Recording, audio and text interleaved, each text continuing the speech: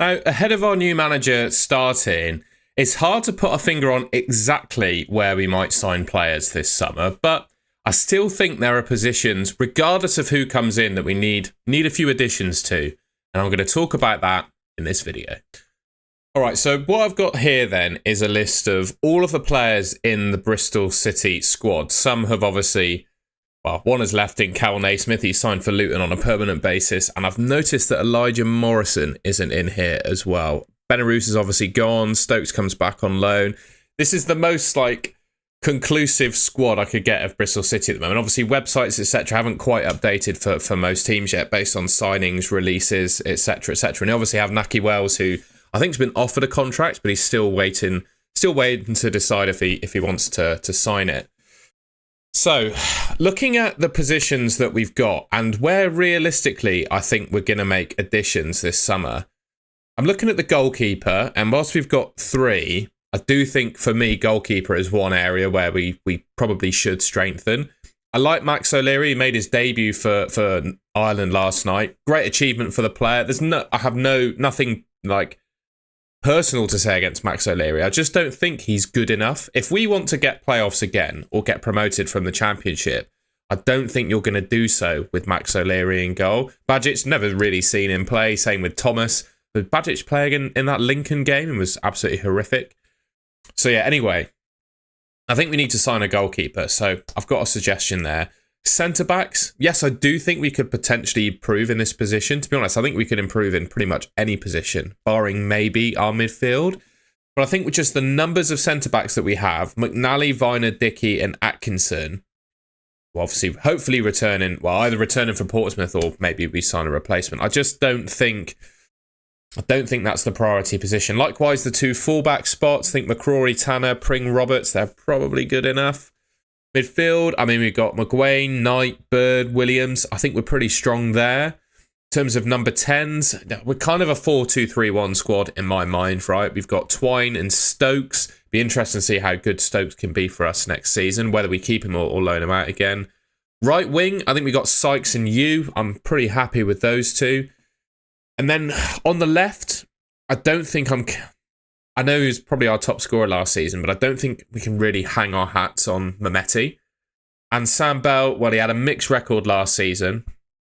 Obviously, that was partly due to the manager, I think, and the positions that he was being played in. But I'm of the mind that Sam Bell could maybe do with a loan. And I think we could strengthen on the left side of our attack. Now, I'm not necessarily being hardcore on we need a left winger or whatever. I just think we need a left-sided sort of forward player. And then up front, I just don't think our striking options are good enough, right? Sinks is, well, I don't need to say too much more about him. I still think he's a work in progress, though, and deserves a bit more time. Harry Cornick, I just don't think he's good enough for Bristol City. As much as, he's a cult hero and really like him, I just don't think he's good enough. And then, Nahki Wells. He might go to Norwich, to be honest, and follow Liam Manning. But just in general, right, if you want to get promoted or the playoffs from the Championship, I don't think you can hang your hat and play Nahki Wells every week and expect to get promoted. So I think if I was to suggest two or three positions where I think Bristol City could strengthen, and I think it's regardless of your manager, right? Regardless of the system that you play, you need a goalkeeper, you need someone, a goal scorer, a centre forward that can score goals.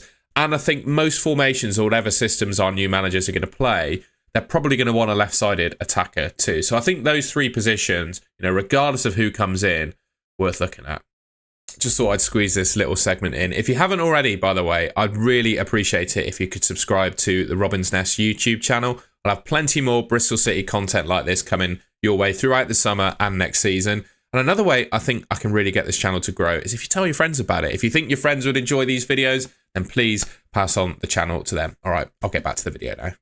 So there's one place that I wanted to start. Now, one of the managers, I think, front-running for the Bristol City job, don't know if this will happen, we don't know. He's one of the favourites, is Rob Edwards. Obviously, he was previously in charge of Luton, who have been relegated to League One.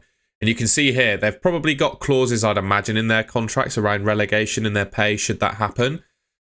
But there's a whole load of Luton Town players on potential Premier League level wages who are now playing in League One. And I just think Luton are going to have to do a mass exodus of some of their players.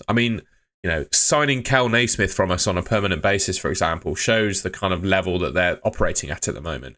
And I think there are 4 or 5 players in this Luton squad that they're too good for League One. I think they're being paid a bit too much for Luton to keep hold of them.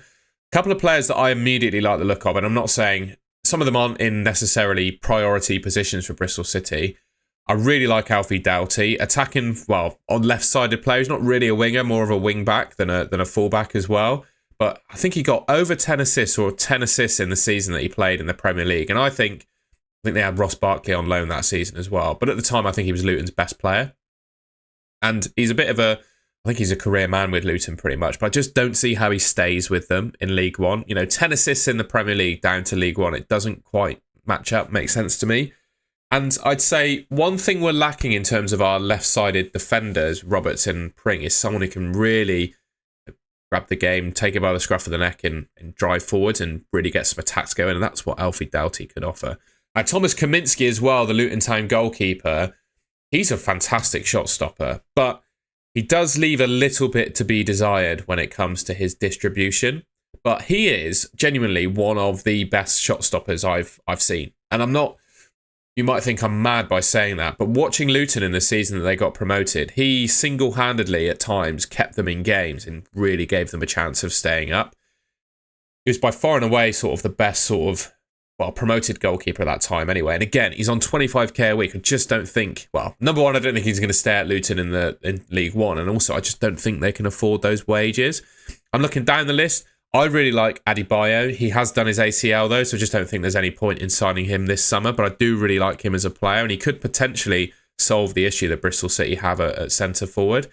And then there's Tello Asgard as well. I've seen some reports saying the Norway national team manager has said that he won't consider picking him in the team if he's playing in League One for Luton. And I look at his wages and I think they're relatively affordable. Whether he can play on the left side, I'm not sure. I think he's more of just a general sort of attacking midfielder. But he could be a pretty good pickup as well. And there's some centre-backs in there as well that we might like the look of. But in the main, I think there are 4 players I think Bristol City could be sniffing around at in. Alfie Doughty, Thomas Kaminski, who else did I say? Tello Asgard and Adebayo. Obviously Adebayo with his ACL. So yeah, just in terms of... I thought that was an easy first dibs, really. Well, first pickings, I guess, for Luton. First dibs is the wrong way of describing it. But yeah, they've just been relegated to League One. Players on high wages. It kind of goes against, I suppose, the Bristol City wage structure. We don't pay our players as much as other championship teams. It's really hard to find accurate wage data, but pretty fair to say I don't think Bristol City's wage budget is the highest in the championship. But likewise, I don't think these players are going to expect Premier League salaries in the new clubs that they join. I'd imagine they're expecting to take a pay cut, even if they do leave Luton. Yeah, just an idea.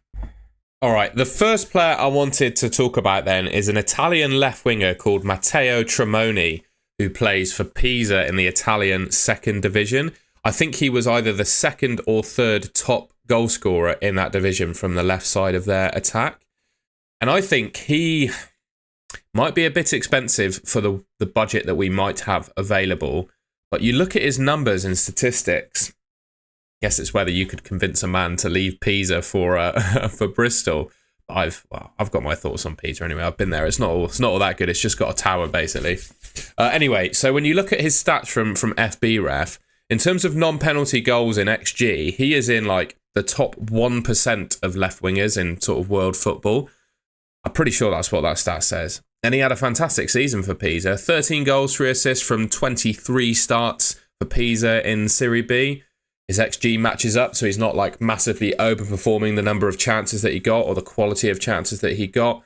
Yeah, he just looks like a pretty good player. You look at the distance that he covers, he's pretty good in terms of take-ons. He's in, the top half of left wingers for take-ons. And to be honest, I think one of the things we're missing in our team is a bit of pace and a bit of energy in the attack.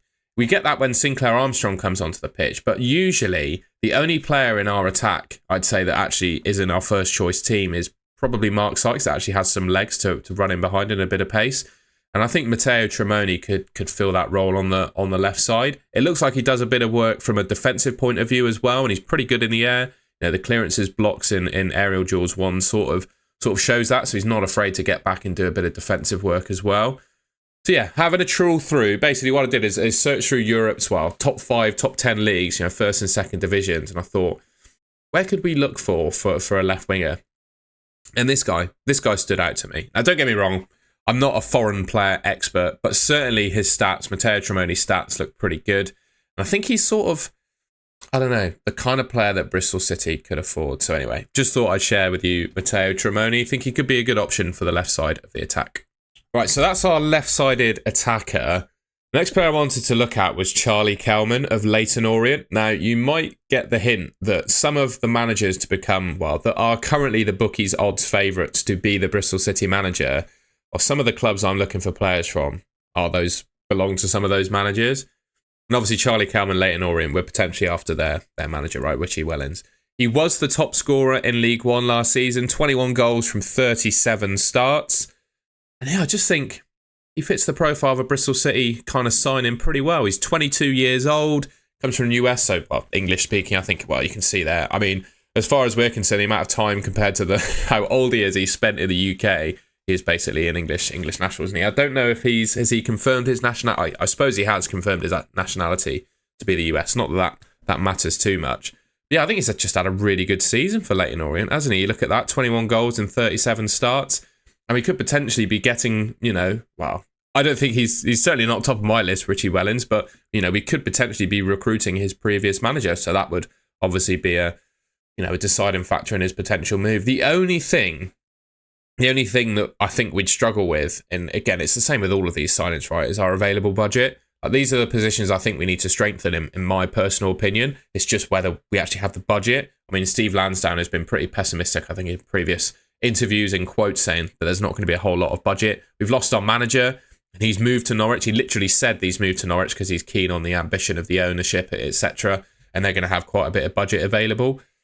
So yeah, do we have enough money to afford Charlie Kelman at the moment? Probably not. We might need to sell one or two of our players. I mean, in my mind, I think Jason Knight's probably going to leave us this summer, right, for a Premier League team. And you'd imagine we get 15 to 20 million for Jason Knight. And how much do you realistically expect like the top scorer from League One to go for? 5 million maximum, maybe. So he'd fit quite nicely into that budget. And just speaking on Jason Knight, actually, I've not done a feature on him in this video, but I think a lot of fans are scared of us selling him. But I think if the money is spent correctly in selling Jason Knight, we could find a decent championship midfielder that could fill the hole, I think, for a third of the selling price of Jason Knight. I think we could find one for 4 to 5 million maximum. This guy coming in for 5, and then you could potentially get a winger as well. Selling Jason Knight for decent cash and then replacing him with 3 players in 3 positions that we probably need, some new quality in. You could end up being a better team if that happens. Now, do I have full faith in the Bristol City ownership or management to do that? Probably not. And signings are always a bit of a roulette, right? A bit of a lottery. But I just wouldn't be too negative about the potential of selling Jason Knight if we spend the sale fee correctly. And Charlie Kelman, I think, would be one of the players I think we need to buy, or certainly fits the mould of a Bristol City player we want to buy. And again, you just look at the squad that we've got, and I think there's a gaping hole in this striker spot, right? An actual goal scorer who you can hang your hat on to play most games in a season, right? I think he'd be a good pick. The final player I'm going to talk about then is a goalkeeper, and I think it's about time we buy a player off Bournemouth, isn't it? Surely we've got a good relationship where we get a fair price for if we were to buy a Bournemouth player. And he's currently registered at Bournemouth. He was on loan at Middlesbrough last season, and when they came to Ashton Gate, I was really impressed with how Mark Travers performed. I know we actually won the game and scored a couple of goals, but if you remember the goals, they were basically tap-ins for George Earthy, and they weren't really Travers' fault that they were conceded. I really like this guy as a goalkeeper. How the dynamic will be, though, given that Max O'Leary's just made his debut for Ireland and Mark Travers, I think they're probably, Kelleher as well, to be fair. But there's, we're going to have 2 of the 3 best Irish goalkeepers in our squad if we sign him. Quite how that dynamic works, I guess, remains to be seen. But I was really impressed with Travers against us this season. He's pretty good with his feet. You look at his stats. So we've got, I think that's goals XG and goals compared to goals against. And I think the plus 0.24 is sort of goals prevented stat. It's not entirely goals prevented, but it's basically, I guess, how many goals he lets in compared to XG, if that makes sense. And he let in 0.24 less than he was meant to, if that makes sense. which puts him in the the top 14% of goalkeepers in the 86th percentile. And his save percentage as well was basically 76%, which I think is pretty strong. I think that's not just across this season, but potentially across his whole career. It's very good numbers anyway. Played 17 games for Middlesbrough last season, didn't play the full season. Obviously, that's 70. It must have been last season's stats then. A 75.9% save percentage. He only kept 4 clean sheets in those 17 games, but I don't really look too much at clean sheets for a goalkeeper. I think looking at clean sheets alone is not a very good metric of how good a goalkeeper is, because ultimately, it's not a goalkeeper that's wholly responsible for keeping clean sheets. It's the entire team in front of him. And what I thought was quite telling is when you compare him one-on-one with Max O'Leary. So Max was in the bottom 35% for goalkeepers and that sort of goals prevented action that I showed at the top. So he's actually letting in just as many as he should be, whereas Travers is actually preventing goals. And Max O'Leary's save percentage last season is really poor for a goalkeeper. Well, quite poor, in the bottom third. 69.2% was his save percentage, whereas Mark Travers goes up to 76 basically. Again, if I were to pick 2 positions, obviously the left wing is important, but 2 positions that I think we absolutely need to sign this summer, it's a new centre forward and a new goalkeeper, right? I really hope the club takes action and does that. And I think I've nothing personal against Max O'Leary. I don't even dislike the guy. I just don't think he's good enough as a goalkeeper to get Bristol City to where we want them to go. I don't think that's too controversial of a statement either. And I think comparing the two, Travers is a better goalkeeper. And I think with the relationship we've got with Bournemouth, with the sheer amount of players we've sold to them, you'd imagine surely they'd do us a little favour and give us a good price for him. Yeah, that would be my pick for a goalkeeper.